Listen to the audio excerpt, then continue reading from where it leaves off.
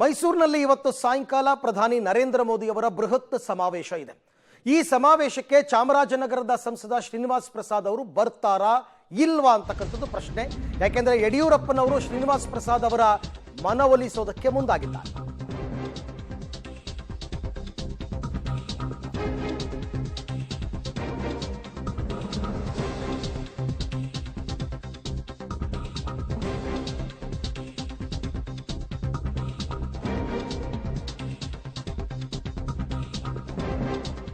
ಮೋದಿ ಸಮಾವೇಶಕ್ಕೆ ಬರ್ತಾರಾ ಬಿಜೆಪಿ ಸಂಸದ ಶ್ರೀನಿವಾಸ್ ಪ್ರಸಾದ್ ಅವರ ಮನವೊಲಿಕೆಗೆ ಮುಂದಾಗಿದ್ದಾರೆ ಬಿಎಸ್ ಯಡಿಯೂರಪ್ಪನವರು. ಕೆಲವೇ ಕ್ಷಣಗಳಲ್ಲಿ ಶ್ರೀನಿವಾಸ್ ಪ್ರಸಾದ್ ಅವರ ನಿವಾಸಕ್ಕೆ ಯಡಿಯೂರಪ್ಪನವರು ತೆರಳುತ್ತಾ ಇದ್ದಾರೆ. ನಿನ್ನೆ ಇದೇ ಶ್ರೀನಿವಾಸ್ ಪ್ರಸಾದ್ ಅವರ ಮನೆಗೆ ಮುಖ್ಯಮಂತ್ರಿ ಸಿದ್ದರಾಮಯ್ಯನವರು ಭೇಟಿ ಕೊಟ್ಟಿದ್ರು. ಅವರು ಕೂಡ ಒಂದು ರೀತಿಯಲ್ಲಿ ಕಾಂಗ್ರೆಸ್ ಪರ ಒಲವನ್ನು ವ್ಯಕ್ತಪಡಿಸಿದ್ರು. ಇವತ್ತು ಸಿದ್ದು ಭೇಟಿ ಬೆನ್ನಲ್ಲೇ ಪ್ರಸಾದ್ ಮನವೊಲಿಕೆಗೆ ಯಡಿಯೂರಪ್ಪನವರು ಮುಂದಾಗಿದ್ದಾರೆ. ಈಗಾಗಲೇ ಅವರು ಹೇಳಿದ್ದಾರೆ, ಶ್ರೀನಿವಾಸ್ ಪ್ರಸಾದ್ ಅವರು, ನನಗೆ ಆಹ್ವಾನ ಬಂದಿಲ್ಲ, ನಾನು ಹೋಗಲ್ಲ ಅಂತ ಹೇಳಿದ್ದಾರೆ. ಪ್ರಸಾದ್ ಅವರನ್ನ ಮನವೊಲಿಸಿ ಸಮಾವೇಶಕ್ಕೆ ಕರ್ಕೊಂಡು ಬರ್ತಾರಾ ಯಡಿಯೂರಪ್ಪ ಅಂತಕ್ಕಂಥದ್ದು ಪ್ರಶ್ನೆ. But it's too late. ಇದನ್ನ ತುಂಬಾ ಮೊದಲೇ ಮಾಡಬೇಕಾಗಿತ್ತು. ಶ್ರೀನಿವಾಸ್ ಪ್ರಸಾದ್ ಅವರ ಭೇಟಿ ಮೊದಲೇ ಆಗಬೇಕಾಗಿತ್ತು. ಮಾತಾಡಿದ್ದೀನಿ, ಹೋಗ್ತಾರೆ. ನಾನು ಮತ್ತೊಮ್ಮೆ ಅವ್ರನ್ನ ಹೋಗಿ ನಾಳೆ ನಾನು ಹೋದಾಗ ಅವ್ರನ್ನ ಭೇಟಿ ಮಾಡಿ ಅವ್ರ ಅಸಮಾಧಾನ ಇದ್ರೆ ಸರಿಪಡಿಸಿ ಅವ್ರನ್ನೆಲ್ಲರನ್ನು ಒಟ್ಟಾಗಿ ತಗೊಂಡೋಗೋ ಪ್ರಯತ್ನ ಮಾಡ್ತೇವೆ. ನಾನು ಮಾತಾಡಿದ್ದೀನಿ, ಹೋಗ್ತಾರೆ. ನಾನು ಮತ್ತೊಮ್ಮೆ ಅವ್ರನ್ನ ಹೋಗಿ ನಾಳೆ ನಾನು ಹೋದಾಗ ಅವ್ರನ್ನ ಭೇಟಿ ಮಾಡಿ ಅವ್ರ ಅಸಮಾಧಾನ ಇದ್ರೆ ಸರಿಪಡಿಸಿ ಅವ್ರನ್ನೆಲ್ಲರನ್ನು ಒಟ್ಟಾಗಿ ತಗೊಂಡೋಗೋ ಪ್ರಯತ್ನ ಮಾಡ್ತೇವೆ. ನಾನು 100ಕ್ಕೆ 100 ಗೌರವಾನ್ವಿತ ಶ್ರೀನಿವಾಸ್ ಪ್ರಸಾದ್ ಜಿ ಅವ್ರ ಜೊತೆಗೆ ಅವ್ರ ಹಿರಿಯರಿದ್ದಾರೆ. ಪಾರ್ಲಿಮೆಂಟಲ್ಲೂ ಕೂಡ ಅವ್ರ ಜೊತೆಗೆ ಕೂತು ಚರ್ಚೆ ಮಾಡುವಂಥ ಅನುಭವಗಳು ನಂಗೆ ಬೇಕಾಡಿಸಿದೆ, ನಂಗೆ ಅವಕಾಶಗಳು ಸಿಕ್ಕಿದೆ. 100ಕ್ಕೆ 100 ಅವ್ರು ಯಾವತ್ತೂ ರಾಷ್ಟ್ರೀಯತೆ ವಿಚಾರದಲ್ಲಿ ಅವ್ರ ಶಕ್ತಿ ತುಂಬುವಂಥವ್ರೆ ಹೊರತು ನಿನ್ನೆ ಅವ್ರ ಆರೋಗ್ಯ ಸರಿ ಇದೆ ಅಂತೇಳಿ ಗೌರವಾನ್ವಿತ ಮುಖ್ಯಮಂತ್ರಿ ಹೋಗಿರೋದು ಬಿಟ್ಟರೆ ಯಾವುದೇ ಒಂದು ರಾಜಕೀಯ ವಿಚಾರದಲ್ಲಿ ನಮ್ಮ ಸಿದ್ಧಾಂತಕ್ಕೆ ಆಶೋಧನೆ ಮಾಡಿದಂಥದ್ದು ಸನ್ಮಾನಿಸುತ್ತ ಶ್ರೀನಿವಾಸ್ ಪ್ರಸಾದ್ ನೋಡೋಣ. ಅವ್ರು ಹೇಳಿದ್ರಲ್ಲ, ಈಗ ಕೇಳ್ಕೊಂಡಿರೋದು ಸಿದ್ದರಾಮಯ್ಯನವ್ರು ನಿಜ.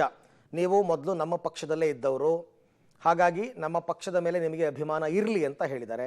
ಶ್ರೀನಿವಾಸ್ ಪ್ರಸಾದ್ ಅವರು ಕೂಡ ಹೇಳಿದ್ರು, ಹೌದು ನನಗೆ ಕೇಳ್ಕೊಂಡ್ರು ಸಿದ್ದರಾಮಯ್ಯನವರು, ಬಟ್ ನಾನು ಪ್ರಚಾರಕ್ಕೆಲ್ಲ ಹೋಗಲ್ಲ.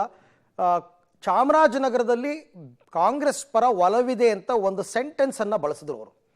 ಅದರ ಅರ್ಥ ಏನು ಅಂದರೆ ಅವರು ಕಾಂಗ್ರೆಸ್ಗೆ ಅವರು ಸಪೋರ್ಟ್ ಮಾಡ್ತಾರೆ ಅಂತ ಇರಬಹುದು. ಯಾಕೆಂದರೆ ಈಗಾಗಲೇ ಶ್ರೀನಿವಾಸ್ ಪ್ರಸಾದ್ ಅವರ ಕುಟುಂಬಸ್ಥರು, ಶ್ರೀನಿವಾಸ್ ಪ್ರಸಾದ್ ಅವರ ತಮ್ಮ, ಅವರ ಸೋದರಳಿಯ, ಅವರ ಅಳಿಯ ಒಬ್ಬರು ಎಲ್ಲರೂ ಕಾಂಗ್ರೆಸ್ಗೆ ಸೇರ್ಪಡೆ ಆಗ್ಬಿಟ್ಟಿದೆ. ಆಯ್ತು, ನನ್ನ ಕೊಲೀಗ್ ರೋಹಿತ್ ಅವರಿಂದ ಪಡೆಯೋಣ. ರೋಹಿತ್, ಯಡಿಯೂರಪ್ಪನವರು ಶ್ರೀನಿವಾಸ್ ಪ್ರಸಾದ್ ಅವ್ರನ್ನ ಮೀಟ್ ಮಾಡ್ತಾ ಇರ್ತಕ್ಕಂಥದ್ದು ಅವರ ಪಕ್ಷದ ದೃಷ್ಟಿಯಿಂದ ಒಳ್ಳೆ ಬೆಳವಣಿಗೆನೆ. ಬಟ್ ಇಟ್ಸ್ ಟೂ ಲೇಟ್ ಅಂತ ನನ್ನ ಪ್ರಕಾರ. ಸಿದ್ದರಾಮಯ್ಯನವರು ಬಂದು ಮಾತುಕತೆ ಆಡ್ಕೊಂಡು ಹೋದ ಮೇಲೆ ಈಗ ಹೋದ್ರೆ ಏನು ಪ್ರಯೋಜನ? ಏನಾದರೂ ಫಲಪ್ರದವಾಗುತ್ತಾ ಅಂತ. ಖಂಡಿತ ಅರವಿಂದ್, ಶ್ರೀನಿವಾಸ್ ಪ್ರಸಾದ್ ಅವರು ರಾಜಕೀಯ ನಿವೃತ್ತಿಯನ್ನು ಘೋಷಣೆ ಮಾಡಿದ್ರು. ಇದಾದ ಬಳಿಕವಾಗಿ ಈ MP ಎಲೆಕ್ಷನ್ ಏನು ಡಿಕ್ಲೇರ್ ಆಯಿತು, ಅದಾದ ಬಳಿಕ ಕಾಂಗ್ರೆಸ್ ನಾಯಕರು ಅಪಾರ ಪ್ರಮಾಣದಲ್ಲಿ ಅವರ ಮನೆಗೆ ಬಂದು ಅವ್ರಿಗೆ ಅಂದ್ರೆ ಕಾಂಗ್ರೆಸ್ ಪಕ್ಷಕ್ಕೆ ಬೆಂಬಲ ಕೊಡಬೇಕು ನಿಟ್ಟಿನಲ್ಲಿ ಕೇಳ್ಕೊಂಡ್ರು.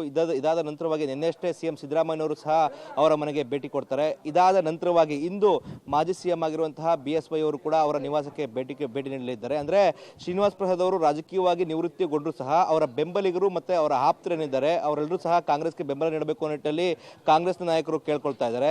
ಅದೇ ನಿಟ್ಟಿನಲ್ಲಿ ಇದೀಗ BSY ಅವರು ಸಹ ತಮ್ಮ ಬೆಂಬಲ ಏನು ಬಿಜೆಪಿಗೆ ದೊರಕಬೇಕು, ಆ ನಿಟ್ಟಿನಲ್ಲಿ ಬಿಜೆಪಿಗೆ ಸಪೋರ್ಟ್ ಮಾಡಿ ಅನ್ನೋ ನಿಟ್ಟಿನಲ್ಲಿ ಕೇಳ್ಕೊಳ್ಳೋಕೆ ಕೆಲವೇ ಕ್ಷಣಗಳಲ್ಲಿ ಅವರ ನಿವಾಸಕ್ಕೆ ಬಂದು ಮಾತುಕತೆ ನಡೆಸಿದ್ದಾರೆ. ನಿನ್ನೆ CM ಸಿದ್ದರಾಮಯ್ಯ ಅವರು ಭೇಟಿಯಾದಂಥ ಸಂದರ್ಭದಲ್ಲಿ ಸ್ಪಷ್ಟವಾಗಿ ಹೇಳಿದ್ರು, ನೀವು ಹಿಂದೆ ಕಾಂಗ್ರೆಸ್ನಲ್ಲಿ ಇದ್ದಂಥವರು ಕಾಂಗ್ರೆಸ್ ಪಕ್ಷಕ್ಕೆ ಸಪೋರ್ಟ್ ಮಾಡಬೇಕು ಅನ್ನೋ ನಿಟ್ಟಿನಲ್ಲಿ ಕೇಳ್ಕೊಂಡಿದ್ರು. ಅದಾದ ನಂತರವಾಗಿ ಶ್ರೀನಿವಾಸ್ ಪ್ರಸಾದ್ ಅವರು ಸ್ಪಷ್ಟವಾಗಿ ಹೇಳಿದ್ರು, ನಾನು ಯಾವುದೇ ರೀತಿಯಂತಹ ಪ್ರಚಾರಕ್ಕೆ ಬರಲ್ಲ ಅಂತ ಹೇಳಿದ್ರು. ಇದಾದ ನಂತರವಾಗಿ ಅವರು ಮಾತನಾಡುವಂಥ ಸಂದರ್ಭದಲ್ಲಿ ಎಲ್ಲೋ ಒಂದ್ ಕಡೆ ಚಾಮರಾಜನಗರದಲ್ಲಿ ಕಾಂಗ್ರೆಸ್ಗೆ ಒಲವಿದೆ ಎಂಬ ನಿಟ್ಟಿನಲ್ಲಿ ಮಾತನಾಡಿದ್ದಾರೆ. ಅದರಲ್ಲಿ ಅದರ ಅರ್ಥ ಎಲ್ಲೋ ಒಂದ್ ಕಡೆ ಶ್ರೀನಿವಾಸ್ ಪ್ರಸಾದ್ ಅವರು ಕಾಂಗ್ರೆಸ್ಗೆ ಬೆಂಬಲ ನೀಡ್ತಾರೆ ಅನ್ನಿಸುತ್ತೆ. ಇದಾದ ನಂತರವಾಗಿ ಇವತ್ತು BSY ಅವರು ಬರ್ತಾ ಇದ್ದಾರೆ. ಅವರ ಭೇಟಿ ಏನಾಗುತ್ತೆ, ಅವರ ಮಾತುಕತೆ ಏನಾಗುತ್ತೆ ಅನ್ನೋದನ್ನ ನಿಟ್ಟಿನಲ್ಲಿ ಕಾದು ನೋಡಬೇಕಾಗಿರುವಂಥದ್ದು. ಅರವಿಂದ್, ಓಕೆ, ಥ್ಯಾಂಕ್ ಯು ತಮ್ಮೆಲ್ಲ ಮಾಹಿತಿಗೆ ರೋಹಿತ್, ಧನ್ಯವಾದ. ಸೊ ಇವಾಗ ಇನ್ನೇನು ಕೆಲವೇ ಕ್ಷಣದಲ್ಲಿ ಯಡಿಯೂರಪ್ಪನವರು ಆಲ್ರೆಡಿ ಮೈಸೂರು ರೀಚ್ ಆಗಿದ್ದಾರೆ. ಜಯಲಕ್ಷ್ಮೀಪುರಂನಲ್ಲಿ ಇರ್ತಕ್ಕಂಥದ್ದು ಮನೆ ಶ್ರೀನಿವಾಸ್ ಪ್ರಸಾದ್ ಅವರದ್ದು. ಅಲ್ಲಿಗೆ ಹೋಗಿ ಅವ್ರನ್ನ ಮಾತುಕತೆ ಆಡ್ತಾರೆ. ಬರೀ ಮಾತುಕತೆ ಆಡ್ಕೊಂಡು ಬಂದರೆ ಆಗಲ್ಲ, ಅವರನ್ನ ವೇದಿಕೆಗೆ ಕರ್ಕೊಂಡು ಬರಬೇಕು. ಅದರಲ್ಲಿ ಯಶಸ್ವಿ ಆಗ್ತಾರಾ ಯಡಿಯೂರಪ್ಪ? ಕಾದ್ ನೋಡೋಣ.